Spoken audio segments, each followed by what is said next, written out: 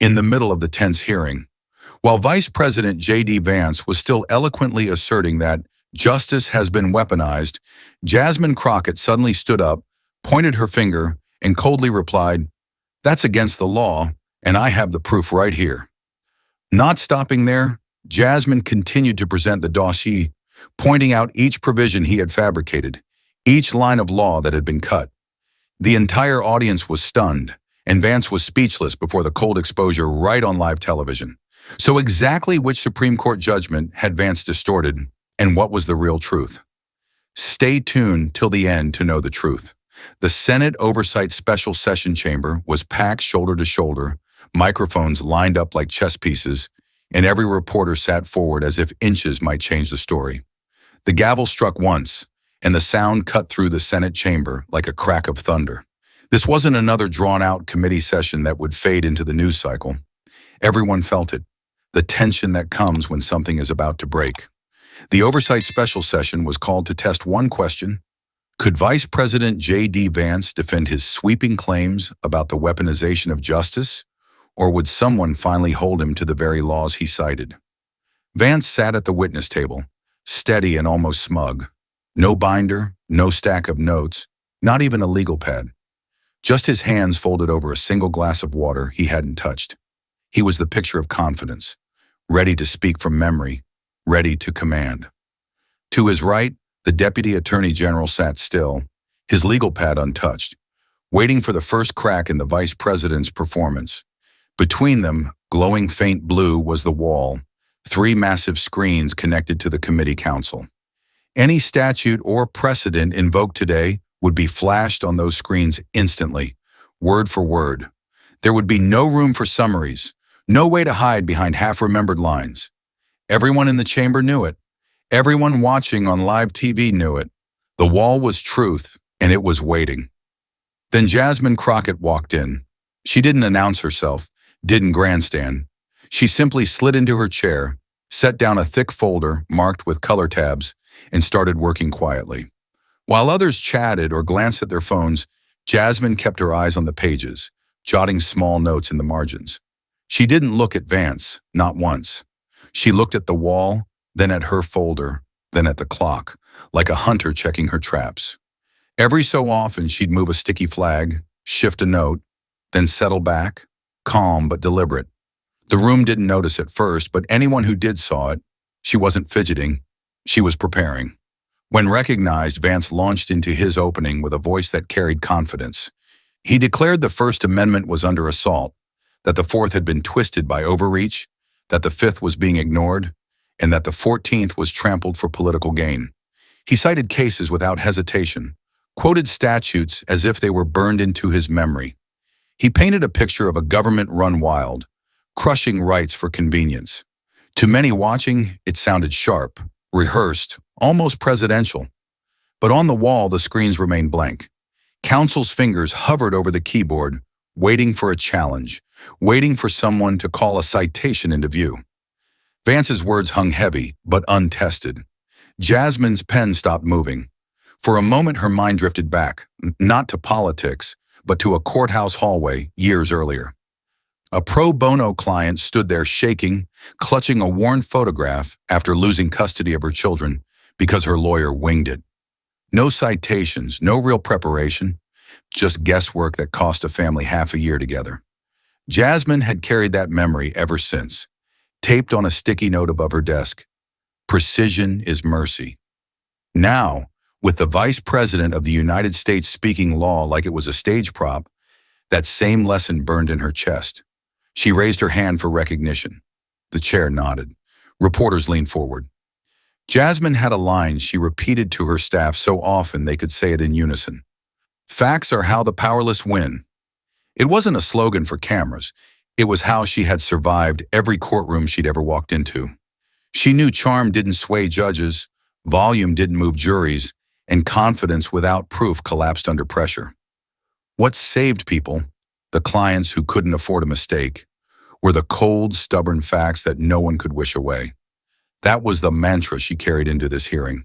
The Vice President had power, cameras, and headlines. She had paper, ink, and the law. Her preparation had been relentless. Night after night, she and her team stayed in the office, the glow of laptop screens mixing with half-empty coffee cups. They called constitutional scholars at midnight, prosecutors who once drafted the very statutes now under attack, and digital privacy experts who could explain complex rulings in plain English. Every call ended the same way. Jasmine scratching another citation onto her yellow pad, another layer of armor added to the stack. She wasn't just fact-checking the vice president's speeches, she was building what her team started calling the corroboration stack.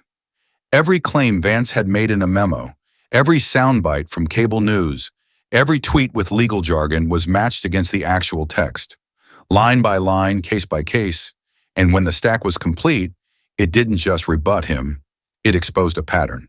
To make sure no one could accuse her of pulling a trick, Jasmine went a step further. At dawn, hours before the session began, she handed the committee clerk a sealed envelope. Inside was a USB drive with every document she planned to use, plus a printed sheet with cryptographic hash codes, a digital fingerprint for each file. Once sealed, nothing could be swapped, nothing could be added. If challenged, she could prove the evidence hadn't been altered, not even a comma. She smiled faintly when she handed it over. It was the lawyer's version of showing her cards before the game and daring her opponent to bluff anyway. The chamber had its own new rule for the day, one that made even seasoned politicians sweat. If you cite it, we show it. The committee counsel sat ready with the wall, 3 screens that would mirror any case or statute mentioned in real time. No more paraphrasing, no more, as the courts have said, without receipts. For the first time, a hearing was rigged against rhetoric and in favor of raw text. Some thought it was a gimmick. Jasmine saw it as oxygen. If today was about truth, then everyone should breathe the same air. The pundits circling the story didn't buy it. In the green rooms, the chatter was unanimous. Vice President Vance would dominate. He was polished, fluent in TV cadence, and unflinching under fire. The headlines had already been drafted. Vance schools freshman Democrat. They dismissed Jasmine as a freshman with a file, a name few outside Texas recognized, with no seniority and no media empire behind her. She wasn't supposed to matter. She was supposed to show up, read her notes, and fade into the background of a vice president's spotlight. But that was the miscalculation. Jasmine wasn't there to spar, to trade sound bites, or to win applause lines. She wasn't even there to argue. She was there to audit. And audits don't care about power, or titles, or television confidence. Audits deal in facts, and facts don't flinch. The moment her folder opened, it wouldn't be Vance versus Crockett. It would be Vance versus the record, and the record doesn't lose. The chair recognized her, and Jasmine leaned into the microphone, calm as stone. "Mr. Vice President," she began, "in your opening statement, you cited Brandenburg versus Ohio. Could you remind the committee what the actual test from that case says?" Vance barely looked up. "Of course," he said smoothly. "The court held that inflammatory speech is protected unless it's intended to incite imminent, lawless action." He sounded certain, maybe too certain. Counsel tapped a few keys, and the wall lit up with the full text. Speech is protected unless it is directed to inciting or producing imminent lawless action, and is likely to incite or produce such action. The second prong, likelihood, glared from the screen in bold. For a beat, the room was silent. Reporters squinted, staffers typed, and the gap was there for everyone to see. A second screen split open, showing a clip of Vance at a rally just 2 weeks earlier. The time-stamped footage rolled as he told the crowd, "As Brandenburg proves, intent alone protects speech." The wall froze the clip beside the actual holding. Intent alone versus intent and likelihood. The comparison looked brutal. Vance shifted in his chair. "Well, that's the general spirit of the ruling," he tried, moving quickly. "What matters is the broader principle, how policy interprets it for real Americans." Jasmine shook her head slightly. "This is law, not vibes," she cut in. The bluntness snapped the audience awake. A wave of murmurs spread across the gallery and camera shutters fired like popcorn. She flipped to her next tab. "Mr. Vice President, you also invoked 18 U.S. Code Section 1512C, claiming it required physical destruction of evidence. Counsel, could you put the statute up?" The wall filled with text.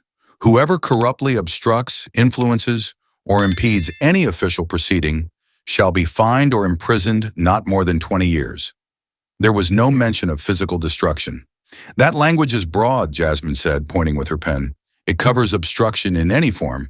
No mention of burning papers, no requirement of smashing hard drives. Counsel highlighted the critical line in yellow, and the color bled across the chamber like a highlighter over his claim. Vance frowned, his jaw tightening. Jasmine didn't pause. She went straight to the next flag. And then there's your use of United States v. Nixon. You said it supported absolute executive privilege. She held her folder steady as the wall zoomed in on the line, enlarging each word until there was no mistaking it. Neither the doctrine of separation of powers nor the need for confidentiality can sustain an absolute, unqualified presidential privilege. The word absolute shone in red, the very opposite of what Vance had claimed. That was the breaking point. Murmurs surged into open whispers. Phones lit up across the press row as reporters tweeted furiously. Two Republican senators at the far end of the dais leaned toward each other, exchanging a look that wasn't subtle. One tapped his pen nervously against his folder. The mini-quake had started. The vice president's confidence, so solid 10 minutes ago, now showed its first cracks, and the room smelled blood. Jasmine didn't rush her next move. She leaned in, softened her voice, and shifted the mood from confrontation to principle. Mr. Vice President, earlier you argued the FBI violated the Fourth Amendment with geofence warrants. Before we debate, let's remember what the Fourth stands for: privacy, dignity, protection from arbitrary power. That's not a Democratic issue or a Republican one. That's about every American knowing the government can't walk into their lives without limits. For a second, the chamber stilled, the tension replaced by something quieter. She wasn't aiming at Vance. She was aiming at the people watching at home, those who worried about phones in their pockets tracking their steps. Then she turned the blade. But let's talk about the law, not the headlines. She flipped a page. Carpenter v. 2018. It set the modern framework for digital privacy, requiring warrants for certain electronic surveillance. And since Carpenter, courts have been clear, geofence warrants can be used, but they must be properly limited. She raised 3 sheets from her folder, and the wall filled with redacted excerpts. United States versus Dwyer, upheld with strict limits on time and radius. In research of Google data, District of Columbia, approved but narrowed by user ID filters. United States versus Alvarez, allowed only after multiple narrowing steps. 3 separate rulings, Jasmine said, all pointing to the same rule: limits, not bans. Vance tried to wave it off. These warrants are overbroad dragnets. That's the point. They scoop up everyone in a city block. Jasmine didn't blink. Name the standard, she pressed. What case sets that rule of overbreadth? The vice president hesitated, then glanced down as if waiting for a staffer to slide him a lifeline. Nothing came. Counsel at the station cleared his throat and spoke for the first time. For the record, courts have consistently upheld geofence warrants with constraints, provided they are temporally and geographically tailored. He tapped a key, and the wall stamped a bold tag over the text: supported with limits. The sound in the room changed. It wasn't applause, but a ripple.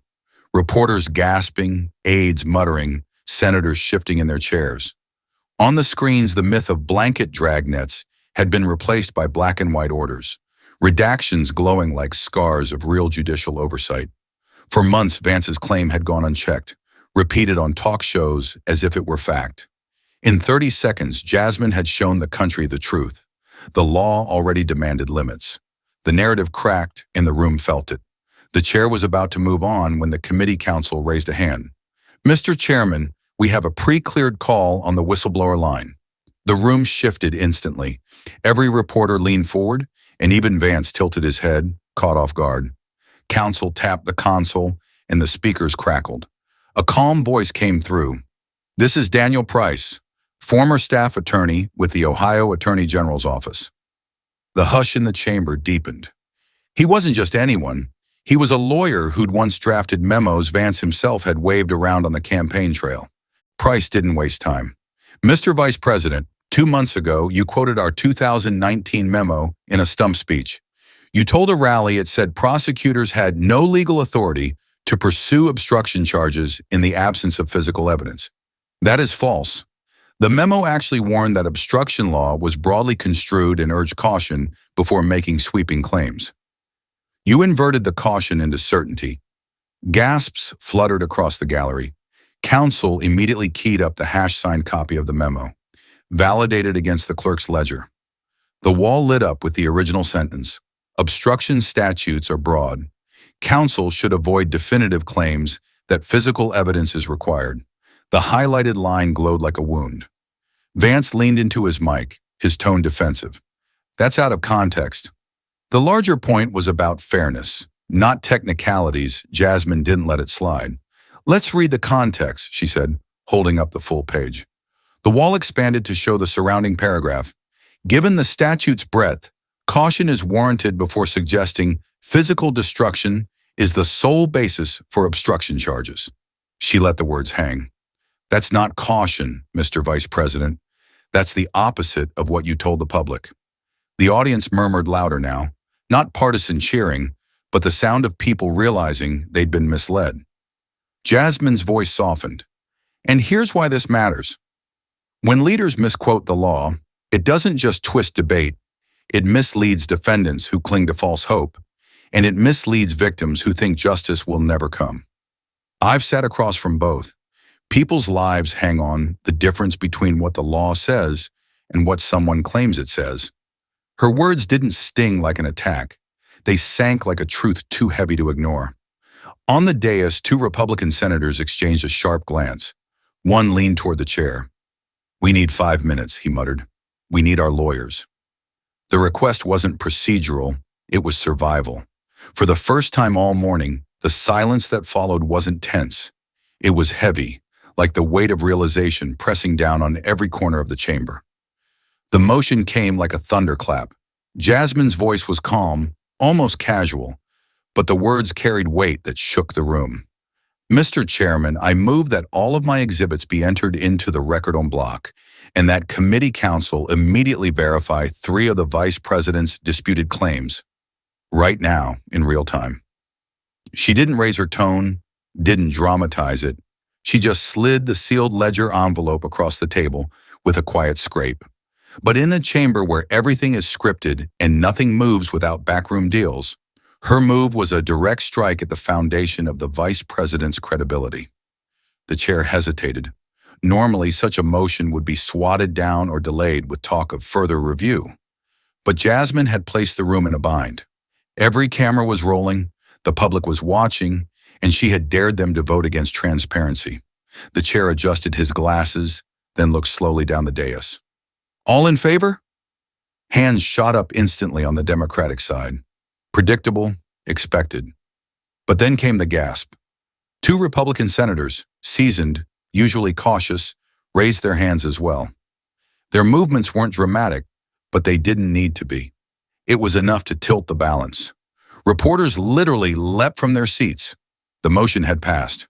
"Proceed," the chair said, voice clipped, trying to hide the shock. Counsel tapped at his keyboard, and suddenly the wall came alive with the sharp glow of white text against black. The first slide appeared in bold. Claim A, executive privilege is absolute. On the left, the Vice President's exact quote from his Fox News interview.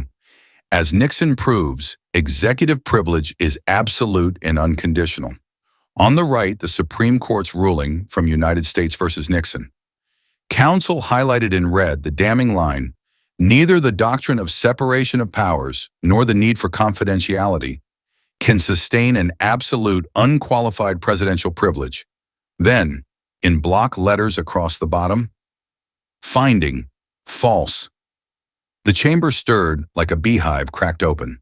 Staffers whispered, phones lit up, and a few people audibly muttered, "Oh my God!" Before the sound could die down, the next slide filled the screen. Claim B, every January 6th defendant denied jury trial. On the left, Vance's quote, "Every single January 6th defendant has been denied their constitutional right to a jury trial." On the right, rulings in Lewis versus United States and District of Columbia versus Clancy, highlighted in yellow. Petty offenses carrying less than 6 months imprisonment do not require jury trials. Counsel typed a note beneath, 40% of January 6th charges are misdemeanors, jury not required. Across the screen appeared the stamp, finding misleading. The room buzzed like static. Reporters pounded keyboards, the clatter echoing like machine gun fire. Even senators shifted uncomfortably in their chairs, eyes darting to the cameras. Then came the third and final slide. Claim C. Section 1512 requires physical destruction of evidence. On the left, Vance's rally line, obstruction under 1512 only applies when physical evidence is destroyed. On the right, the statute itself, highlighted in bright yellow, whoever corruptly obstructs, influences, or impedes any official proceeding. Not a word about physical destruction. Counsel's cursor dragged across the text with surgical precision. Then, in bold red, finding, false. That was the breaking point. Vice President Vance's face turned crimson as he slammed his fist onto the table. The microphone shrieked with feedback, peaking so loud people winced and covered their ears. "This is a political stunt," he shouted, his voice ragged. The chair banged his gavel once, twice, 3 times, the wood cracking like gunshots. "Order! Order!" But the room was no longer under control. Cameras locked onto Vance's furious expression, onto Jasmine's calm composure, and most importantly, onto the split on the Republican dais. For the first time all day, the crack was visible. Some Republicans sat stone-faced, lips tight, unwilling to defend him. The two who had broken ranks leaned slightly back, distancing themselves from the vice president's meltdown. Their pens rested still on the table, hands folded, expressions grim. The image was devastating. The vice president's own allies caught in a silent fracture, broadcast live to millions. And outside, the storm hit instantly. News tickers blared across screens. Live Senate Counsel, labels VP's claims false misleading. On Twitter, clips of the wall flashing false spread like wildfire, hashtags climbing within minutes. Inside the chamber, the moment landed heavy. It wasn't just Jasmine dismantling an argument anymore. The system itself, the record, the text, the facts, had branded the vice president's words as wrong. The narrative had collapsed in real time, and there was no spin fast enough to fix it. The room was still shaking from the blow of the wall's verdicts when Jasmine leaned back toward her microphone. She didn't raise her voice. She didn't need to. A hush rolled over the chamber as she began, slow and deliberate. "Mr. Chairman, colleagues, and the American people watching, this hearing has revealed something larger than one man's claims. It's revealed how fragile trust in the law becomes when those in power are free to twist it without consequence. That cannot stand. So I want to offer something simple. 4 promises, 4 rules of honesty we should all be willing to live by." She lifted a single page.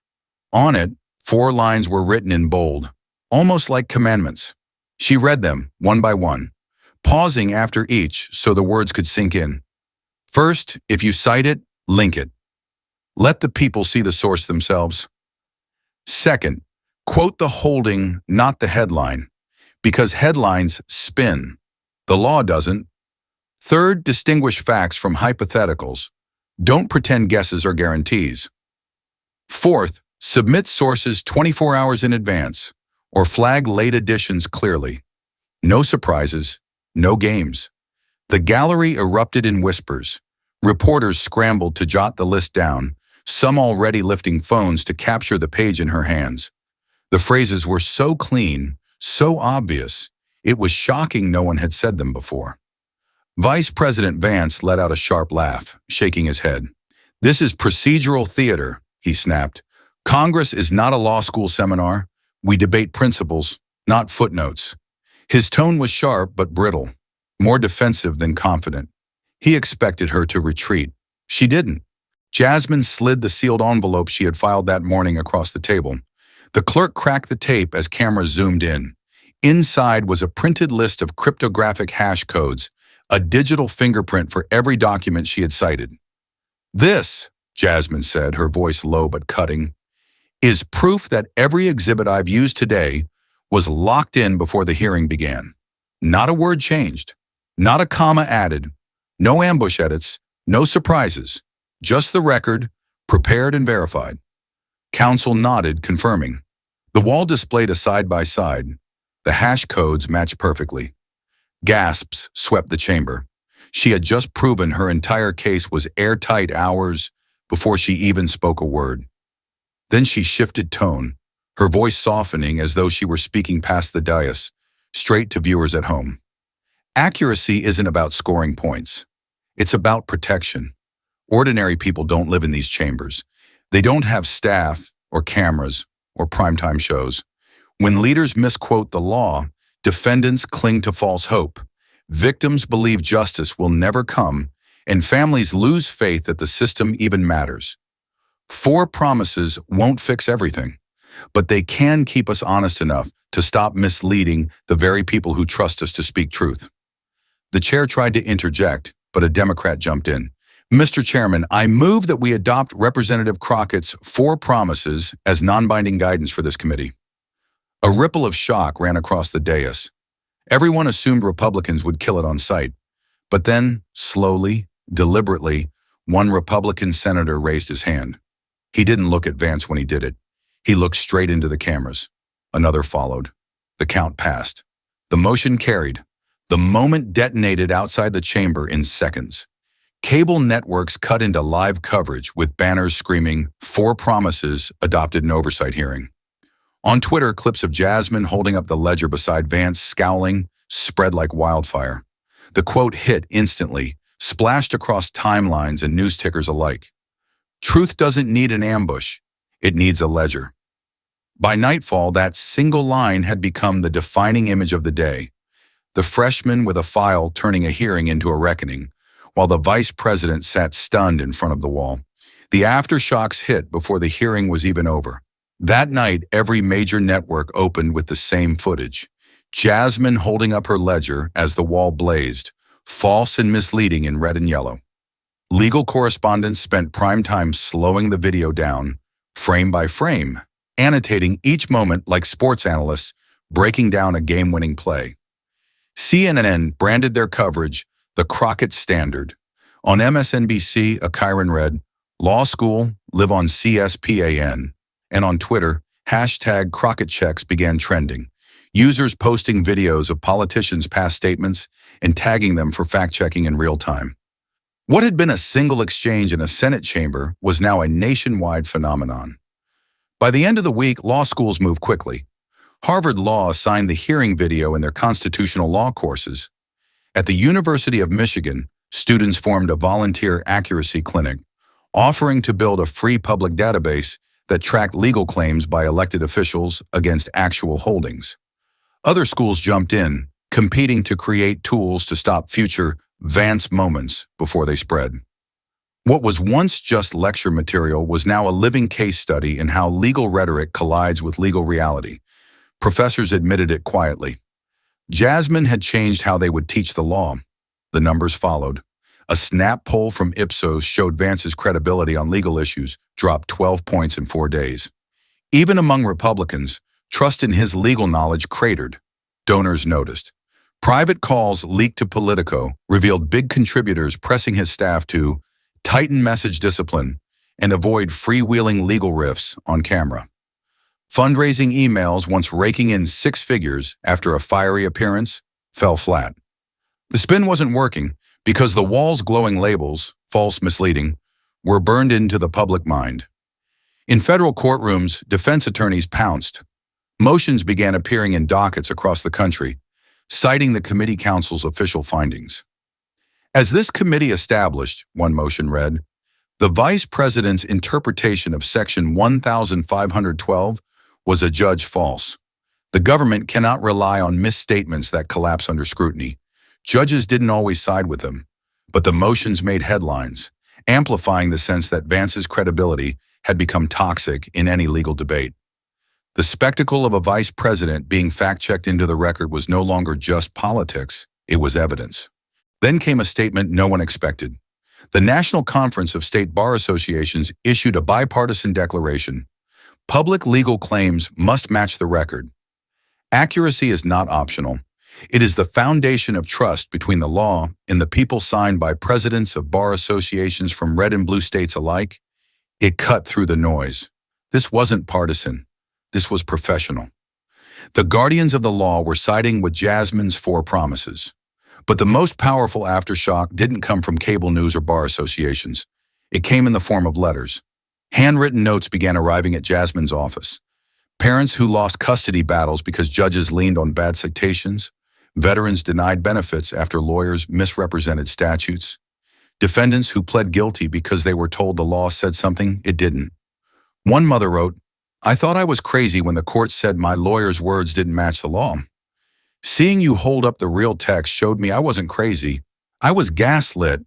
Jasmine read every letter, sometimes twice. Amid the roar of cameras and hashtags, these voices cut the deepest. They weren't looking for a headline.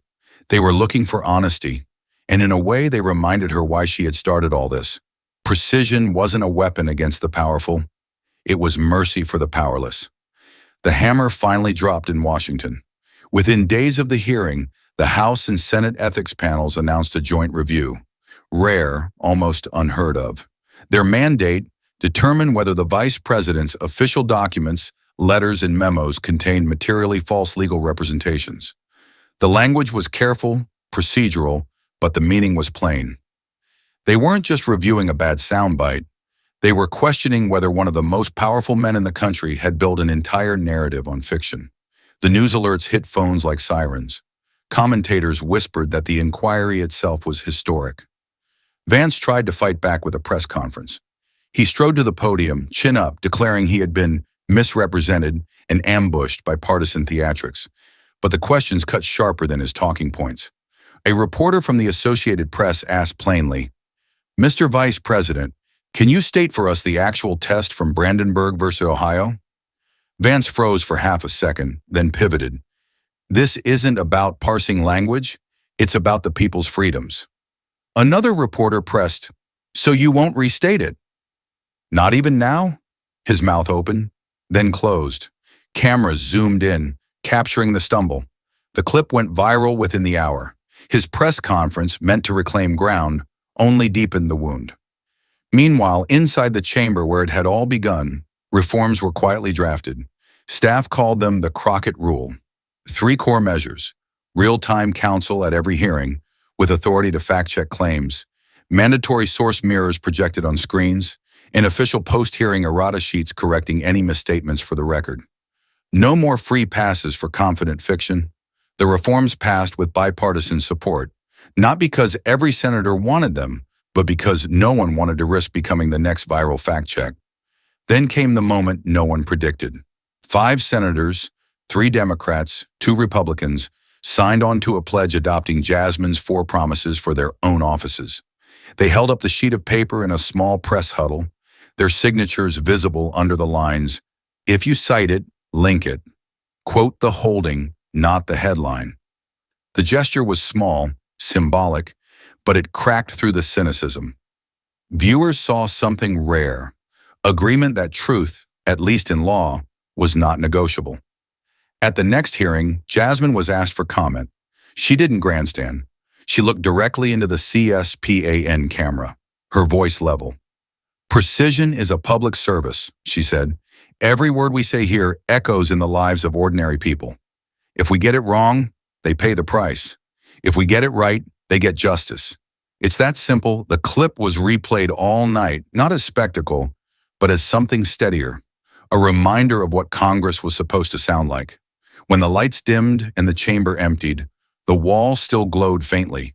Its idle screen carried a single message, projected in stark white letters: "Find it. Verify it. Say it right." The room was empty, but the words remained, waiting, daring the next speaker to meet the standard. If you enjoyed this story, don't forget to like, share, and subscribe to support more content like this. Your engagement helps keep these stories alive. This story is 100% fictional. It is not real and has been created purely for entertainment purposes. The characters mentioned in this story, including Jasmine Crockett, JD Vance, Merrick Garland, Jerry Nadler, Adam Schiff, and others, are not the real-life individuals who may share these names. Any resemblance to actual people, living or dead, is entirely coincidental.